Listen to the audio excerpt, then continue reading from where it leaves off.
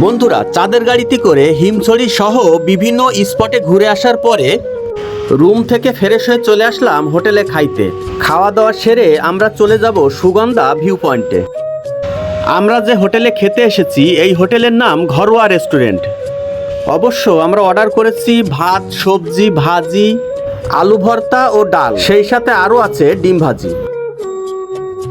Menu দেখে আমরা simple খাবারের অর্ডার করেছি। ডিম ভাজি সহ আমাদের খাবারগুলো আসছে, সেজন্য আমরা অপেক্ষা করছি। আমাদের খাবারগুলো চলে এসেছে, আমি আপনাদের দেখাই আসলে কি কি খাবার দিয়েছে। এখানে আছে আলু ভর্তা, সবজি এবং আছে ভাজি, আরও আছে ডিম ভাজি, লেবু আছে, লেবু সহ আসলে সালাদ, আর আছে পাতলা ডাল। আসলে এখন বেলা 4টা মতো বাজে, এই জন্য মানবিজ না করে সবাই তাড়াহুড়ো করে খেয়ে নিচ্ছে, কারণ আমরা সবাই অনেক ক্ষুধার্ত। হোটেল ঘরোয়া রেস্টুরেন্টের খাবারগুলো আসলে ভালো আছে, দাম বেশি নিলেও খাবারের স্বাদ আছে।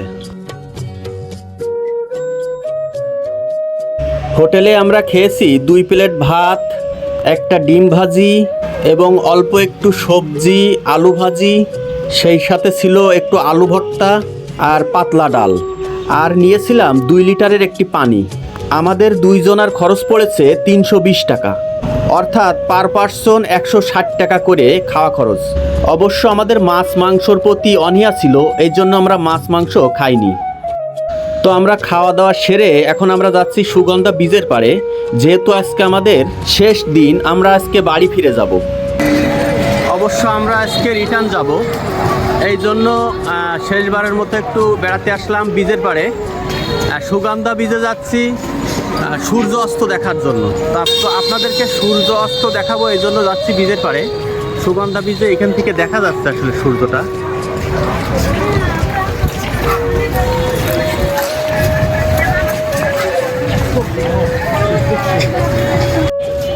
অবশ্য আজকে সন্ধ্যে 7টায় আমাদের রিজার্ভ করা বাসটি আমাদের নিতে আসবে, এই জন্য আমরা এই সুগন্ধা বীজের পাড় থেকে বেরিয়ে চলে যাব রুমে। রুম থেকে গোছগাছ করে বেরিয়ে পড়ব।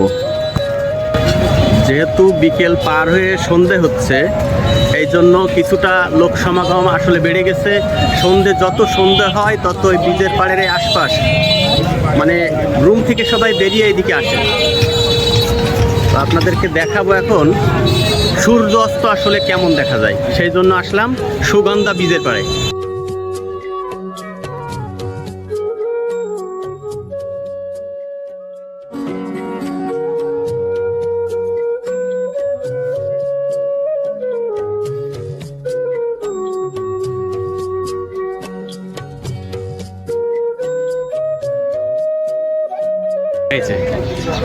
সূর্য অস্ত দেখার জন্য সবাই অপেক্ষা করতেছে ওখানে, আপনারা দেখেন। তাই তো চান মামা দেখা যাচ্ছে। এই দিক দিয়ে যাও না, ওখানে বালি এমনি যায়। বন্ধুরা, আপনাদেরকে দেখাই যে সূর্যটা আসলে ডুবে যাচ্ছে। এই সূর্য অস্ত দেখার জন্য, সূর্য অস্তের জন্য মানুষজন সব একত্রিত হয় সমুদ্রে পাড়ের। আসলে এই সূর্য অস্ত আর সূর্য উদয়, এটা অনেকে দেখার জন্য আসলে এই জন্য আসে। আপনাদেরকে দেখাই আসলে সূর্যটা এখন অস্ত চলে যাচ্ছে, একটু একটু একটু করে চলে যাচ্ছে।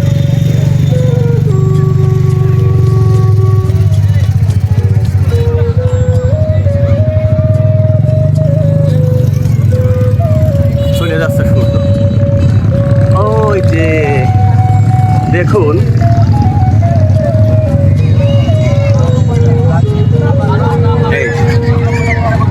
সূর্য আস্তে আস্তে আস্তে আস্তে করে ডুবে যাচ্ছে। মনে হচ্ছে গোলাকার একটা বল পানির নিচে চলে যাচ্ছে, এমন ধরনের দৃশ্য।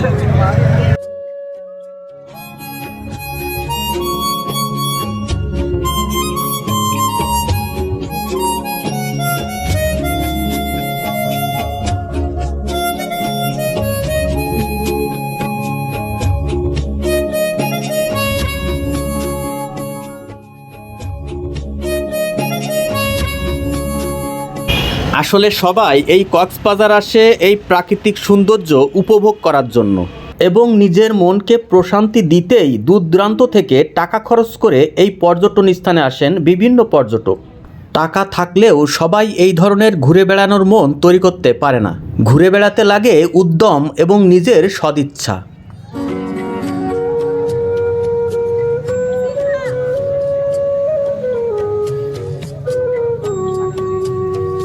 সূর্য ডুবে গেছে সন্ধ্যা হওয়ার পথে, তবুও মানুষের আনন্দ উদ্যমের শেষ নেই। এখনও কেউ বা ব্যস্ত আছে সমুদ্র স্নানে, কেউ বা ডিএসএলআর ক্যামেরা দিয়ে এই স্মৃতিকে ধরে রাখছে।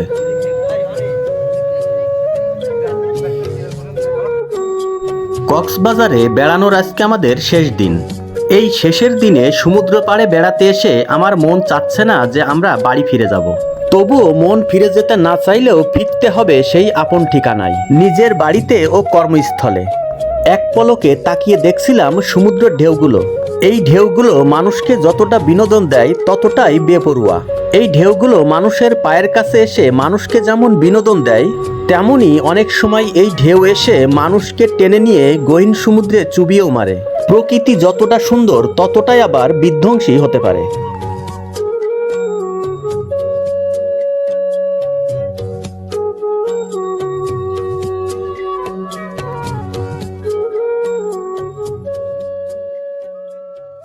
তো বন্ধুরা, এখন প্রায় রাত 8টা বাজে। তো আমাদের সেই বাসটি এসেছে সুগন্ধা বিচ এরিয়ায়। তো একে একে আমরা সবাই উঠে পড়ছি, আমরা বাড়ি ফিরে যাব। অবশ্য এখন রাত 8টা মতো বাজে।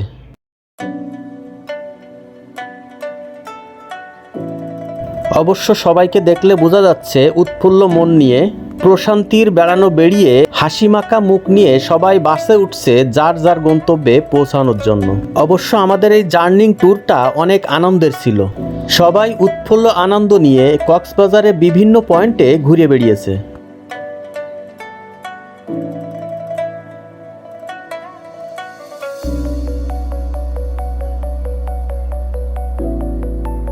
বিদায় কক্সবাজার, আবার দেখা হবে যদি কখনো এই কক্সবাজারে আসি।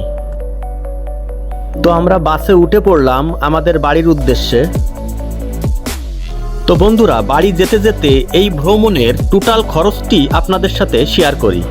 আমাদের বাস ভাড়া কক্সবাজার আপ ডাউনে পার পার্সন একজন প্রতি 2300 টাকা পড়েছে এবং খাওয়া খরচ প্রতিজনের 5 থেকে 600 টাকা পড়েছে এবং হোটেল রুম ভাড়া বিভিন্ন দামে পড়তে পারে। যাহারা 4 থেকে 6 জন শেয়ার করে রুম নিয়েছিল তাদের একজন প্রতি পড়েছে 3 থেকে 400 টাকা। কিন্তু যেহেতু আমি ব্যক্তিগত রুম নিয়েছিলাম, এই জন্য আমার কাপল রুমে পড়েছে 2 জনের 2200 টাকা। তাতে করে আমার ওখানে ব্যক্তিগত কিছু কেনাকাটা ছাড়া খরচ পড়েছে পার পার্সন এক একজনার 5100 টাকা, অর্থাৎ আমাদের 2 জনার 10,200 টাকা।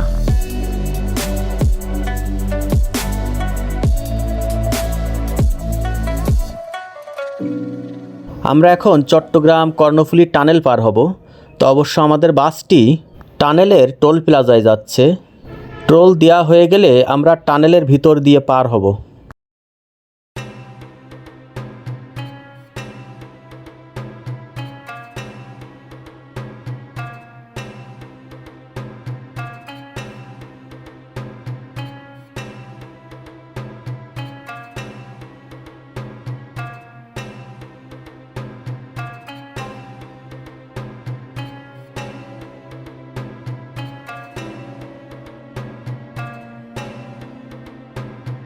আমরা কর্ণফুলী টানেলে প্রবেশ করছি, এটাই হলো প্রবেশ পথ। অবশ্য যারা জানেন না তাদের উদ্দেশ্যে বলি, এটা হচ্ছে কর্ণফুলী নদীর তলদেশ দিয়ে একটি সুড়ঙ্গ পথ। এই সুড়ঙ্গর উপরে বয়ে চলেছে পানি, তার নিচে দিয়েই এই টানেল বা এই সুড়ঙ্গ পথটি। অবশ্য এটি বৃহৎ এবং আশ্চর্যময় এক কর্মকাণ্ড। নদীর তলদেশ দিয়ে আমরা প্রবেশ করেছি, এক প্রান্ত থেকে আর এক প্রান্তে যাচ্ছি।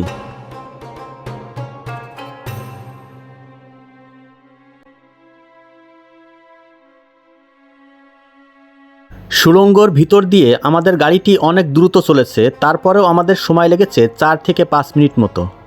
নদীর তলদেশ দিয়ে আমরা অপর প্রান্তে চলে এসেছি।